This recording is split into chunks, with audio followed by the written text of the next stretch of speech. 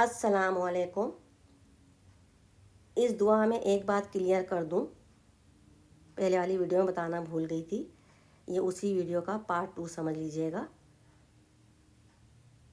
پہلے دعا پڑھ لوں۔ یا ربی لک الحمد کما ینبغی لی جلالی وجہک و عظیم سلطانک۔ تو ینبغی نون کے ساتھ چھوٹا سا میم ہے اوپر، تو اس لیے نون کو میم کے ساتھ ملائیں گے تو ینبغی آواز آئے گی، اور سلطانک آگے پوری ہو گئی ہے دعا، کنٹینیو نہیں ہے، تو ویسے سلطانکا ہے، زبر ہے، مگر اس کو نہیں پڑھیں گے، سلطانک پڑھیں گے کیونکہ اسٹاپ ہو گئی ہے، دعا پوری ہو گئی ہے۔ اگر کنٹینیو پڑھیں گے تو سلطانکا پڑھتے ہیں، لیکن دعا پوری ہو گئی ہے یہاں پہ سلطانک، تو اس لیے آخر میں اس کو سلطانک کہیں گے۔ ایک دفعہ پھر پڑھتی ہوں۔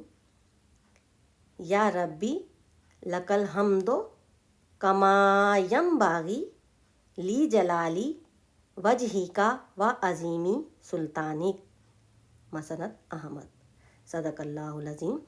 اور اگزامپل کے طور پہ میں اس میں 2 چھوٹی چھوٹی ویڈیو میں نے ڈھونڈ کے اس میں ایڈ کر رہی ہوں، وہ بھی آپ لوگ دیکھ لیجئے گا، غور کیجئے گا، اس میں بھی ینبغی بول رہے ہیں دونوں، اور یاسین شریف میں بھی آتا ہے 2 جگہ ینبغی، تو اس میں بھی چھوٹے چھوٹے سے میم ہے، تو اس میں بھی ہم ینبغی پڑھیں گے، تو نون کو میم سے ملا کے ینبغی پڑھیں گے اس کو۔ تو میں نے کہا عربی کا معاملہ ہے، اس کو میں کلیئر کر دوں، بعض لوگ ہو سکتا ہے سمجھ رہے ہوں گے شاید غلط پڑھا ہے، بعض لوگ ینبغی پڑھتے ہیں، وہ بھی صحیح ہے، مگر میم کو ملانا ہے اس میں، تو اس لیے میں ایگزامپل کے طور پہ 2 چھوٹی چھوٹی ویڈیوز میں ایڈ کر رہی ہوں تاکہ کلیئر ہو جائے۔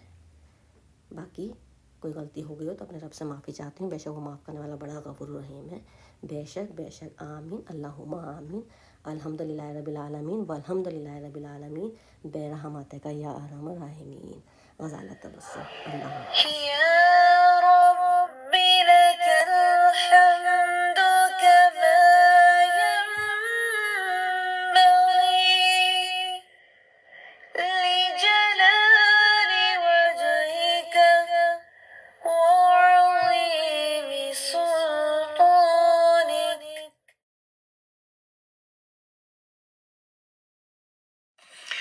يا رب لك الحمد كما ينبغي لجلال وجهك ولعظيم سلطانك۔